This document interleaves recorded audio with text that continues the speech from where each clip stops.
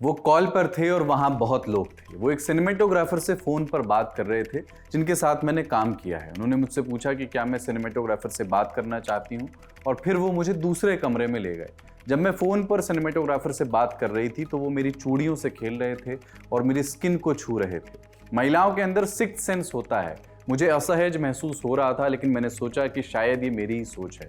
मैंने सोचा कि शायद मैं ज़्यादा सोच रही हूँ और वो बस मेरी चूड़ियाँ देखना चाहते हैं। मुझे उनके साथ अच्छा नहीं लग रहा था। कमरे में अंधेरा था। उन्हें समझ आ गया कि मैं रिएक्शन नहीं दे रही हूँ और अपना हाथ भी नहीं हटा रही हूँ, तो उन्होंने मेरे बालों और गर्दन को सहलाने की कोशिश की। तब मैं कमरे से बाहर आ गई। मैं शॉक्ड नहीं थी। मुझे पता है कि इंडस्ट्री में कैसे काम होता है। यहाँ अच्छे और बुरे दोनों तरह के लोग हैं। ये बयान है एक्ट्रेस श्रीलेखा मित्रा का। बंगाली सिनेमा में लंबे समय तक काम कर चुकी श्रीलेखा के साथ 15 साल पहले ये घटना हुई थी। मित्रा ने इस मामले में रंजीत बालकृष्णन पर यौन शोषण का आरोप लगाया है। बालकृष्णन मलयाली सिनेमा के बड़े नाम हैं, बड़े डायरेक्टर हैं और केरल चलचित्र अकादमी के चेयरमैन रह चुके हैं। हालांकि रंजीत ने तो आरोपों से सिरे से अपने आप को खारिज कर दिया है, बल्कि खुद को ही विक्टिम उन्होंने बता दिया है। इसके अलावा मलयाली सिनेमा के सीनियर एक्टर सिद्धाकी पर भी बलात्कार और यौन उत्पीड़न के आरोप लगे हैं। ये कोई इक्का दुक्का वाला मामला नहीं है, एक फहरिस्त है।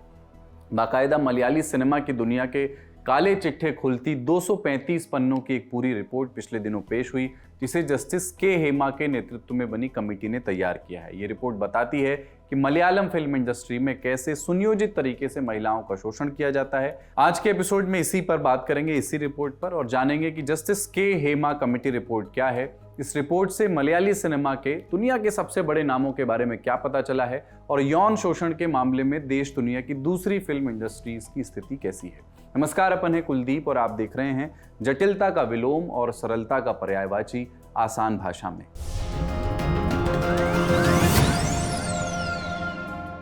एक दशक पहले तक अगर हम मलयाली सिनेमा की बात करते तो इसे सिर्फ रीजनल सिनेमा की श्रेणी में रखा जाता, लेकिन आज मलयाली फिल्मों के नाम हिंदी पट्टी में फेमस हो चुके हैं। दुलकर सलमान, मम्मूटी, मोहनलाल, फहाद फासिल। मलयाली फिल्मों की ये कुछ नाम हैं जो OTT के चलन के बाद हिंदुस्तान सहित दुनिया के में बड़ा नाम उन्होंने बना लिया है। आंकड़ों की अगर बात करें तो स्टैटिस्टा एक वेबसाइट है, उसके मुताबिक साल 2022 और 2023 में बॉक्स ऑफिस पर मलयाली फिल्मों ने क्रमशः 633 करोड़ और 572 करोड़ का बिजनेस किया। साल 2023 में देश के कुल बॉक्स ऑफिस कलेक्शन में 5% योगदान मलयाली सिनेमा का था, और इस साल सिर्फ 8 महीने के भीतर मलयाली फिल्मों ने 1000 करोड़ से ज्यादा का बिजनेस कर लिया। एक बढ़ती हुई, तेजी से बढ़ती हुई इंडस्ट्री है। दिन प्रतिदिन मलयाली सिनेमा की रीच बढ़ रही है। इससे तमाम फायदे हुए हैं, अच्छी फिल्में बनी हैं, लोगों को काम मिला है, खूब तारीफें हुई हैं, लेकिन इस उजाले के पीछे मलयाली सिनेमा की दुनिया का एक स्याह पहलू छिपा रह गया है। इस सदी की दूसरी दहाई यानी 2010 के बाद ही मलयाली सिनेमा में यौन शोषण के खिलाफ आवाजें उठ रही थी, लेकिन इससे ज्यादा तवज्जो उस समय नहीं मिली। फिर फरवरी 2017 में एक हादसा हुआ जिसकी डिटेल्स के बाहर आते ही सिनेमाई जगत की कलई खुलने लगी। हुआ यूं कि साल 2017 में मलयाली फिल्म की एक लीडिंग एक्ट्रेस को किडनैप करके उन्हें यौन उत्पीड़न का शिकार बनाया गया। ये केस अब भी कोर्ट में लंबित है। इस केस में एक्ट्रेस ने मलयाली फिल्मों के बड़े एक्टर दिलीप को भी आरोपी बनाया है। इस केस के सामने आने के बाद कोच्चि में महिलाओं के खिलाफ यौन उत्पीड़न के विरोध में करीब 18 महिलाओं ने एक संगठन बनाया। उसका नाम रखा women in cinema collective, WCC।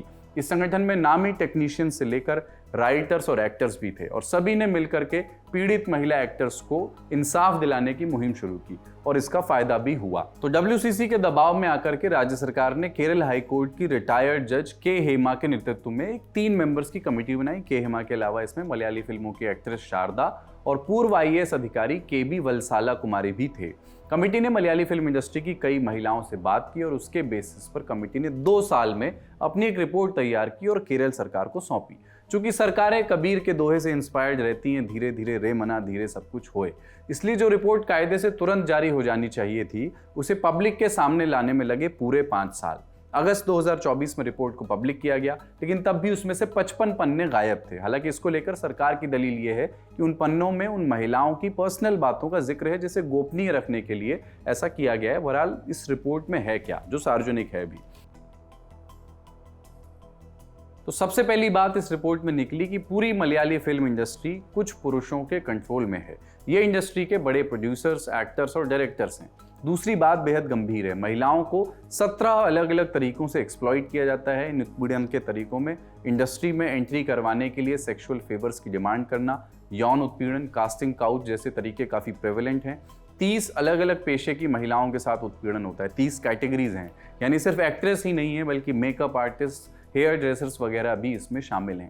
एक बेहद अजीब सी बात जो इस रिपोर्ट में सामने आई कि अक्सर एक्ट्रेस और अन्य महिला कर्मचारियों को रिटन कॉन्ट्रैक्ट नहीं दिए जाते, मतलब उन्हें हायर करते समय कोई लिखित कागज नहीं दिया जाता। इससे उनका उत्पीड़न और भी आसान हो जाता है। एक उदाहरण से समझिए। 23 अगस्त को द न्यू इंडियन एक्सप्रेस ने एक रिपोर्ट छापी। इसमें आरटीआई के जरिए उन 55 पन्नों में लिखी कुछ जानकारी निकाली गई थी जो केरल सरकार ने रिलीज नहीं की थी। इसमें एक एक्ट्रेस ने अपनी आपबीती सुनाई थी। उनके मुताबिक एक्ट्रेस से जबरदस्ती न्यूड सीन शूट करवाए गए। फिल्म की शुरुआत के समय उसे ऐसे किसी सीन के बारे में पहले से बताया नहीं गया। कुछ समय बाद जब एक्ट्रेस ने ऐसा करने से मना किया तो उसे फिल्म से निकाल दिया गया और उसका पेमेंट भी उसको नहीं दिया गया। इसके अलावा रिपोर्ट के मुताबिक फिल्म के सेट्स पर महिलाओं के लिए चेंजिंग रूम्स और टॉयलेट जैसी सुविधाएं भी उपलब्ध नहीं होती हैं। रिपोर्ट के मुताबिक ये तमाम चीज़ें एक नेक्सस के तहत की जाती हैं। मलयालम फिल्म इंडस्ट्री के बड़े और ताकतवर लोग इन कामों में लिप्त रहते हैं और सब बचे रहें, इसलिए सब एक दूसरे को बचाते रहते हैं। ऐसे में जिम्मेदारी आती है सरकार और न्याय तंत्र पर। वर्क प्लेस पर महिलाओं की रक्षा के लिए भारत में क्या कानून है, एक नजर उन पर भी डाल लेते हैं। भारत सरकार ने साल 2013 में sexual harassment of women at work place, prevention, prohibition and redressal कानून बनाया, जिसके तहत वर्क प्लेस पर एक इंटरनल कंप्लेंट कमेटी होनी चाहिए। यह हर वर्क प्लेस में होती है। अगर कोई महिला वर्क प्लेस पर यौन उत्पीड़न का शिकार होती है तो वो उस कमेटी में कंप्लेंट कर सकती है। इस कमेटी की जिम्मेदारी है कि वो ऐसे केसेस को गंभीरतापूर्वक समझे और न्याय करे।